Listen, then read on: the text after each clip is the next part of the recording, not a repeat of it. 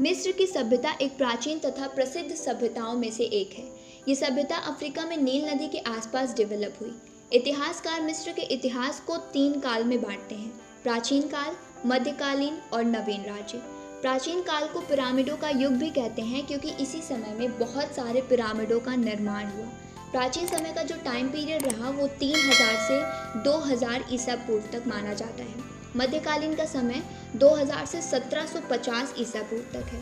मध्यकालीन के दौरान मिस्र की सभ्यता में कला का और विज्ञान का काफ़ी विकास हुआ। मिस्र में कैसे कैसे लोग रहा करते थे। मिस्र के राजा को फराओ कहते थे और फराओ को देवता समान समझा जाता था। उनकी मूर्तियों को मंदिरों में स्थापित कर उसकी पूजा की जाती थी और फराओ के कार्यों को मंदिरों की दीवारों पर अंकित किया जाता था। समाज में फराओ के बाद पुरोहित, राजकर्मचारी तथा कलाकारों का स्थान था। उनके बाद किसानों का स्थान था जो शहरों से बाहर रहा करते थे। उनके बाद दास आते थे, ये बंदी होते थे जो कि राजा की सेवा करते थे।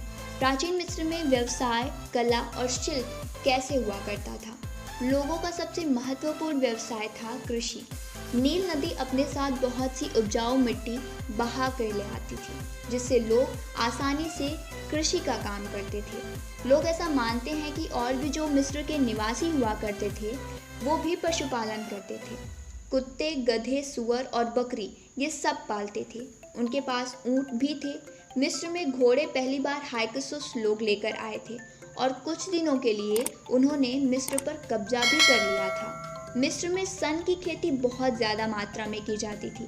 जिस तरह मेसोपोटामिया के जो निवासी थे वो ऊनी कपड़े पहनते थे, लेकिन मिस्र के लोग सन के कपड़े पहनते थे जिसे इंग्लिश में फ्लैक्स बोलते हैं। मेसोपोटामिया की तरह उन्होंने भी शीशे के बर्तन बनाने की कला का विकास कर लिया था। धर्म क्या था?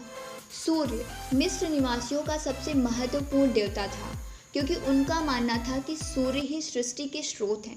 और अन्य देवता थे परलोक का राजा, बाढ़ का देवता और चंद्र देवता।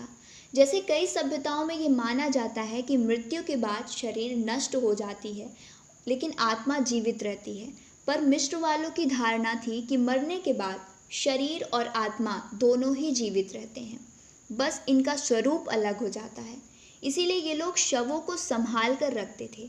ये लोग शवों को मसाला लगाते थे, उस पर कपड़े लपेटते थे और फिर बॉक्स में रख देते थे जिसे आप मम्मी के नाम से जानते हैं। इसको एक लकड़ी के बॉक्स में रखते थे और जिस जगह पर रखते थे उसको चित्रों से सजाया जाता था। फिर उनके खाने पीने की चीज़ें भी रख दी जाती थी, जैसे सोने के आभूषण, बर्तन, यहाँ तक कि मेकअप का सामान भी रखा जाता था। साइंटिस्ट का मानना है कि आज भी ऐसी कई ममीज़ हैं जिनके बाल और नाखून ग्रो कर रहे हैं। मिस्र की वास्तुकला।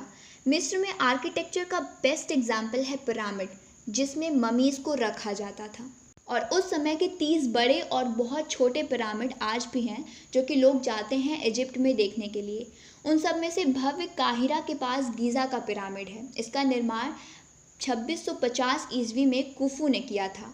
3 लाख लोगों ने मिलकर 20 साल में इसको पूरा किया।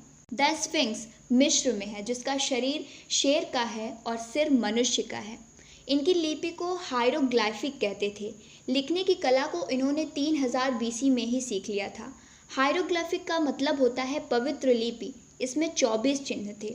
पपायरस नाम का एक पेड़ था, उसके पत्तों पर सरकंडे की कलम से ये लोग लिखा करते थे। शैम्पोली नाम के एक फ्रांसीसी विद्वान थे जो कि मिस्र की लिपि के सारे अक्षरों को पढ़ने में सक्षम रहे। इसी से ये पता चलता है कि मिस्र की सभ्यता को समझने में और उसको जानने में और भी ज़्यादा आसानी हो गई।